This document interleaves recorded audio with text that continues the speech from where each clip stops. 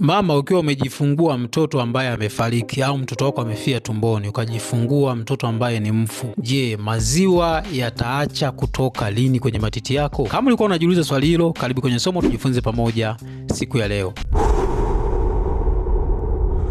Kama ni mara ya kwanza kuweza kutembelea channel yangu, unaweza subscribe hapo chini ili uendelee kujifunza kuhusiana na afya ya mjamzito, lakini vile vile na mtoto mchanga. Sasa kuna mmoja wa mfuataji wangu hapa, yeye anaitwa Akida, anasema mama aliyejifungua mtoto akafariki, maziwa yanaacha kutoka kwa muda gani? Swali lake linahusiana na maziwa au matiti kutoa maziwa yanaacha kwa muda gani. Sasa jibu lake ni kwamba kwa akina mama walio wengi sana, kama mama umejifungua mtoto labda alipata changamoto wakati wa kuweza kujifungua akafariki, au mtoto alikuwa amefia tumboni kujifungua mtoto ambaye ni mfu, au mimba ikaharibika, kwa wale ambao wanakuta mtoto amefia tumboni mimba iko chini ya wiki 28, au umejifungua ulisafishwa mimba yako ilikuwa ile miezi mitatu ya katikati, mara nyingi maziwa huwa yanaacha kutoka kati ya wiki moja toka ujifungue mpaka wiki 3, kutegemeana na mama mmoja na mama mwingine. Hiyo ni mara nyingi, lakini kuna baadhi ya kina mama yanaweza kaendelea kutoka mpaka mwezi,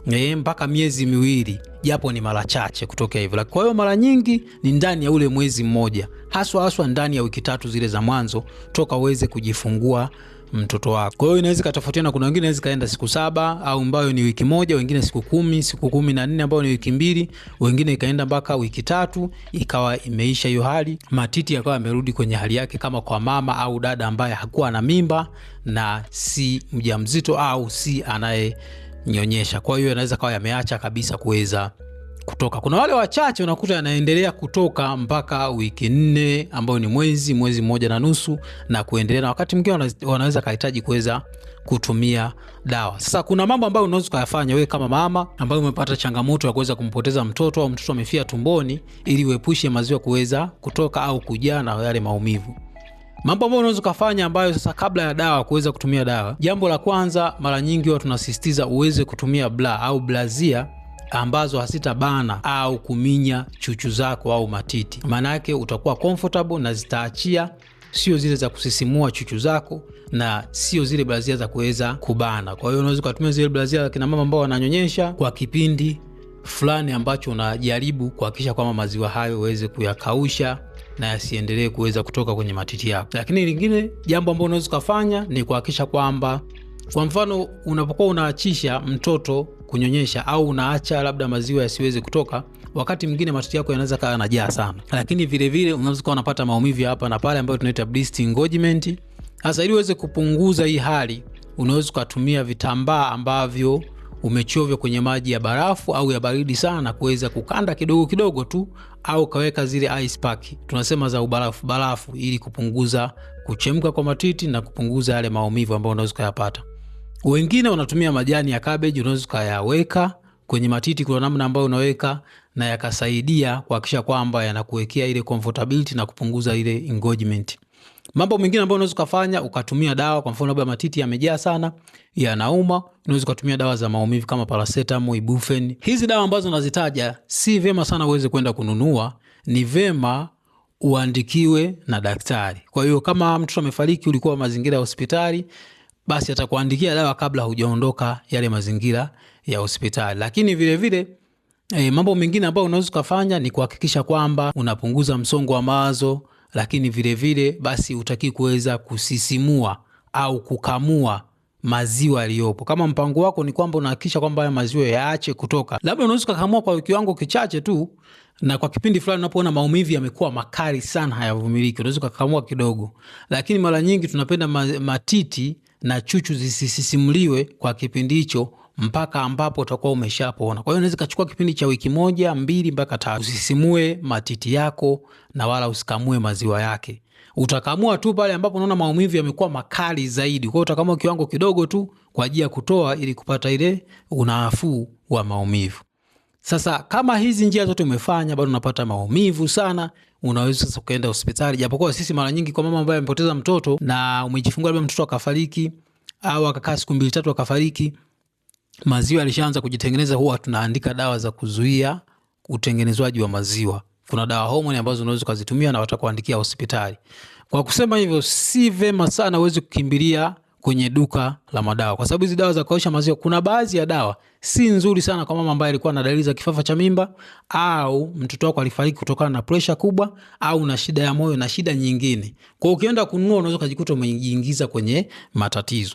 Kwa hiyo ni vema uandikiwe na daktari mwenyewe, yeye atakuandikia kwa sababu anajua kwamba dawa fulani anayokupa ina madhara yapi na dawa ipi na kufaa kulingana na sababu iliyopelekea kifo kwa mtoto wako. Wengi wanaofariki watoto na wakati mwingine kina mama wanapata changamoto ya degedege ni kutokana na pressure kubwa ya ujauzito. Inawezekana ulikuwa na pressure muda mrefu, kipindi cha ujauzito ukachangia pia pressure yako kuongezeka zaidi, mtoto kafia tumboni, ukajifungua mtoto ambaye ni mfu. Mwisho wa siku unatakiwa uandikiwe dawa labda za kukausha maziwa. Sio kila dawa inaweza kukufaa. Kuna dawa ambazo zinaweza kukufaa na kuna nyingine ambazo haziwezi kukufaa. Kwa hiyo nasisitiza tena, dawa za kukausha maziwa ni vema uandikiwe na daktari mwenyewe hospitali kabla hujaondoka kwenda nyumbani. Na kama unaona nyumbani umezidiwa, maumivu ni makali, basi geuza urudi hospitali. Yako mambo mengine ya kienyeji ambayo watu wanafanya huko mtaani kama utamaduni, unaweza kuwafanya kama yanasaidia, lakini hizo ndo njia ambazo unaweza kuzitumia kuweza kufanya, na usinunue dawa kiolela. Vile vile ni lazima ujue sababu iliyopelekea mtoto wako kufariki ni ipi. Kama ni pressure, basi ni vyema uweze kupumzisha mji wako wa uzazi. Kuna dawa utaandikiwa za pressure, au kama ni kifafa cha mimba utaandikiwa, utatumia kwa kipindi ambacho umeambiwa na daktari, mpaka daktari atakaposema kwamba dawa hizo sasa uweze kuziacha. Wengine wakiandikiwa dawa kirudi nyumbani, mwisho wa siku wanaacha kutumia dawa wenyewe kwa kujiamlia wenyewe. Hiyo ni hatari sana kiafya, na ni hatari hata kwa mimba unazokuja kuzipata, kwa sababu unajua kwamba ukipoteza mtoto kutokana na pressure kubwa ya ujauzito au kifafa cha mimba, kuna uwezekano mimba inayokuja pia ukapata changamoto kama hiyo. Lakini vile vile kama mtu alifia tumboni kwa sababu ya ulemavu, ulikuwa na magonjwa ya virusi au magonjwa ya parasite, lakini vile vile magonjwa mengine kama bakteria kama hii kaswende, basi ni vema uweze kufanyiwa vipimo na matibabu sahihi ili kuepuka changamoto hiyo. Kwa hiyo unapoona mtoto hachezi, amepunguza kucheza tumboni, wahi hospitali. Na kama umeshakuwa na magonjwa, kwa mfano sukari ya ujauzito, una kisukari cha muda mrefu, na pressure, una magonjwa ya moyo, na asma na magonjwa mengine mengi sana ambayo ni ya muda mrefu ambayo yanaweza kuleta athari kwa mtoto na wewe mwenyewe mama, ni vema uweze kwenda hospitali. Kwa hiyo unajiuliza maswali kwamba labda mtoto amefariki, ukae muda gani ndio uje ubebe tena mimba? Hii huwa inategemeana na sababu na umejifungua kwa njia gani.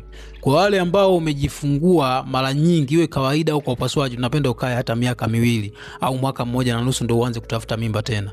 Upumzishe mji wa uzazi, upumzishe mwili wako, upunguze msongo wa mawazo.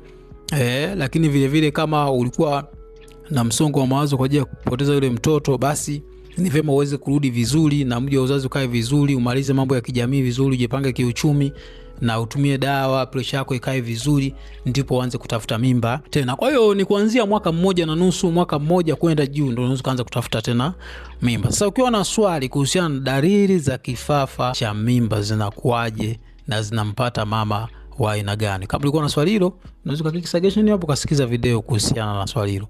Ukiwa na maswali zaidi, niulize hapa chini, mimi nitakuwa tayari kuweza kujibu swali wakati wote. Tujue tu kwamba inachukua mpaka wiki moja mpaka wiki 3 maziwa kuweza kukata, kama mtoto alifariki mapema au mtoto wako alifia tumboni ukajifungua mtoto ambaye ni mfu. Karibu sana.